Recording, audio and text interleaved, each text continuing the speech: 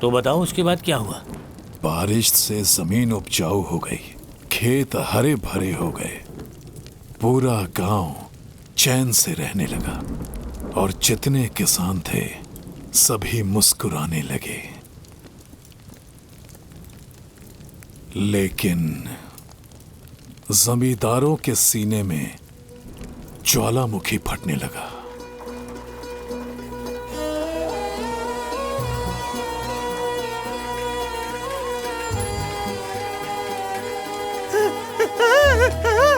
तो क्या वो स्तंभ में मौजूद थे?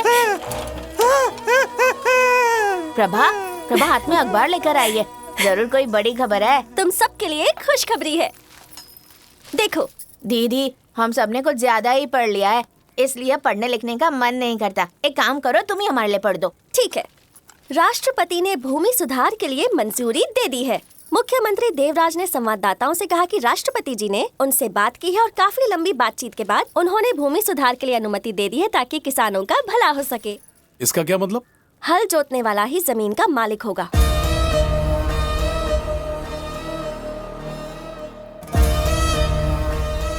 इसका मतलब जमीन एक प्राकृतिक संसाधन है, इसलिए जो भी उस पर रह रहा है उसे लाभ उठाने का पूरा अधिकार है। लेकिन यहाँ जिस शख्स के पास ताकत है वो इन जमीनों को खरीद कर खुद जमींदार बन गया है।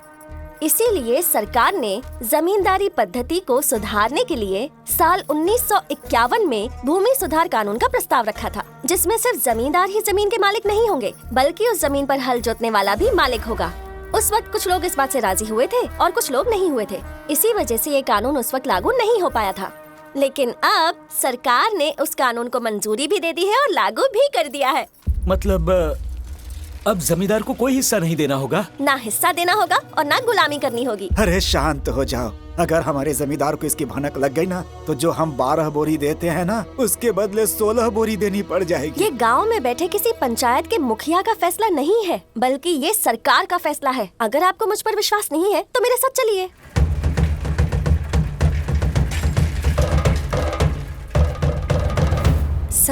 सरकार ने भूमि सुधार कानून लागू किया है ना? सरकार का कानून लागू करना ऐसा है जैसे आप खाना खाने के बाद डकार लेते हैं। बताइए इसमें मैं क्या करूं? सर, ये कानून हल जोतने वालों के लिए है। किसान जी जान लगाकर इसके लिए मेहनत करता है, तपस्या करता है। अब जाकर भगवान ने इन्हें वरदान दिया है। अब आप इस खबर को हर एक किसान तक पहुंचा दीजिए बस। तुम्हें नेता बनने का इतना शौक क्यों चढ़ा है? ये नेता बनने का शौक नहीं, इंसानियत है।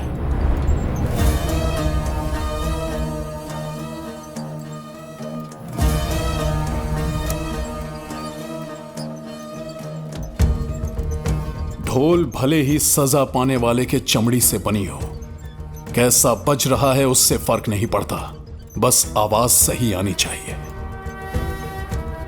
क्योंकि मारने के बाद उसका दिमाग ज्यादा चलने लगता है। किसान की फसल को लगने वाला कीड़ा मत बनो, उपजाऊ जमीन पर रहने वाला केचुआ बनो।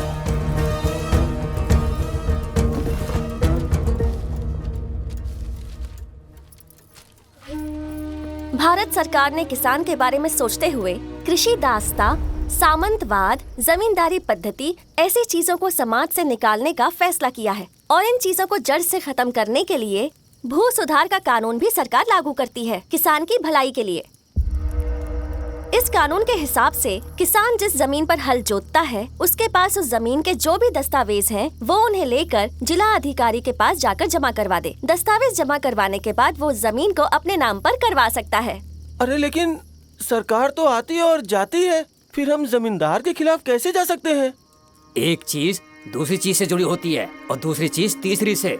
हमारे पास जो है अगर हमने वो भी खो दिया तो हम जीते जी मर जाएंगे। एक और तरीका है, हम जमींदार से बात करते हैं। 12 बोरी के बजाय हम लोग 8 बोरी लगाने की विनती करते हैं। तो क्या कहते हो भाइयों, तुम इसके लिए राजी हो ना? आप लोगों की इसी सोच की वजह से ये लोग आपको दबाते आ रहे हैं। ठीक ही तो है बेटा, अगर थोड़ा भी कुछ इधर उधर हुआ तो जो हमारे पास है वो भी हम खो देंगे। सब लोग ध्यान से सुनो। तुम सबको पता है कि तुम्हारे पास कितनी जमीन है और तुम्हें कितना लगान देना पड़ता है। उसके हिसाब से कल सबको सुबह जमींदार के घर अपना लगान लेकर हाजिर होना है। अरे कानून लागू होने के बाद भी ये घोषणा कर रहा है।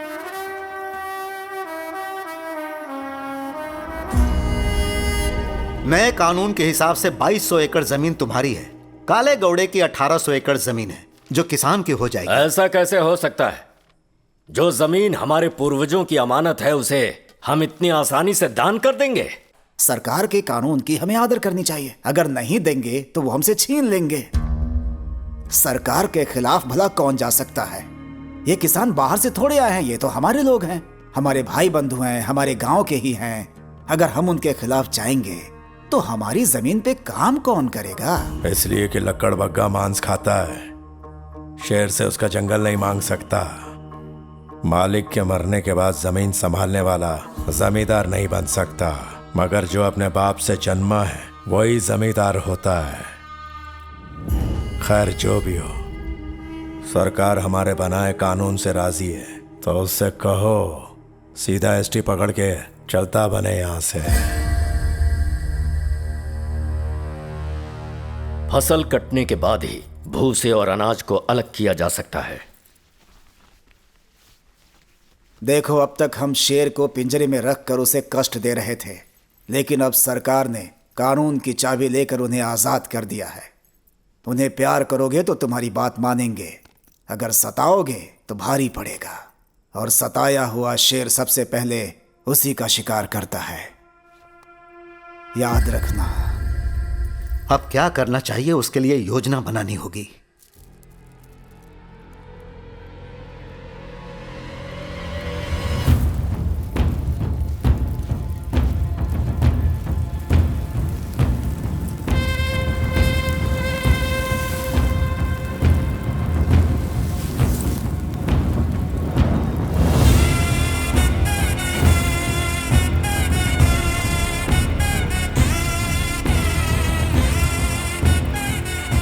अरे क्या है ये सब? तुमने हमें कल आने के लिए कहा था, लेकिन हम आज ही आ गए, क्योंकि अब से कल हमारा है। शायद तुम भूल गए कि तुम अपने जमींदार से बात कर रहे हो। सब याद है किससे बात कर रहा हूं। जिसके पास कागज है वो सिर्फ जमीन का मालिक नहीं, खेत जोतने वाला भी जमीन का मालिक है। मिट्टी ने उसके मालिक को हटा के अपने बच्चों को सीने से लगा लिया है। जमींदार के खिलाफ जाने की तुम्हारी हिम्मत कैसे हुई? मैं आज से इनके खिलाफ नहीं हुआ हूं। उत्सव के दौरान जो तलवारें मुझ पर चली थीं, मुझे पता है कि उसमें से कितनी बाहर से थीं और कितनी तलवारें हमारे गांव से थीं। सब अच्छे से जानता हूं। ए कटेरा, तेरा दिमाग खराब हो गया क्या? जो तलवार मैं बनाता हूं वो देख नहीं सकती, लेकिन वो बोल सकती है। ये बात दिमाग में बिठा ले, जो भी तलवार मैंने बनाई है वो 2 बार लाल होती है, जब उसे बनाता हूं तब, और जब वो खून बहाती है तब। इस हाथ को दोनों चीजें आती हैं। आज तक तुमने जो खेती बाड़ी को अपना व्यापार बनाया था, आज से अब वो बंद हो गया है। अब से वो जमीन हमारी है, उस पर उगा हुआ अनाज वो भी हमारा है। आज के बाद अनाज का तुम्हें एक दाना भी नसीब नहीं होगा।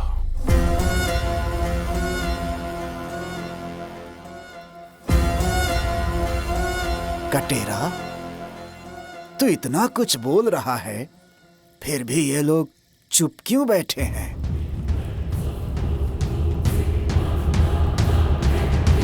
चुप बैठने का मतलब यह है कि ये हमारी बात से सहमत है।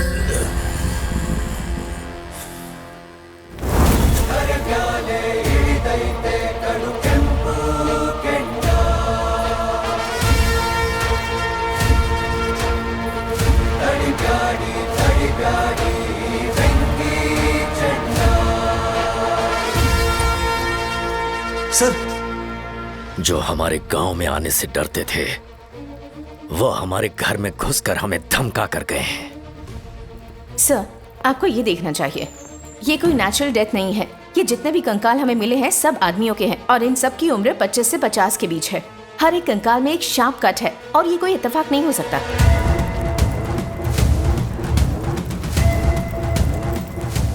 जो पट्टा हमने इन्हें दिया था वही गले का फंदा बन गया है। किसी तेज हथियार से इन पर वार किया गया है। ये देखिए, हाथ की हड्डी टूटी हुई है, स्पाइनल कॉर्ड भी टूटा है। किसानों को मालिक बनाकर सरकार ने उन्हें चढ़ाई का मौका दे दिया है। ये देखिए सर, खोपड़ी टूटी हुई है। सिर्फ एक या दो ही नहीं, पूरे के पूरे 107 कंकाल में कट है।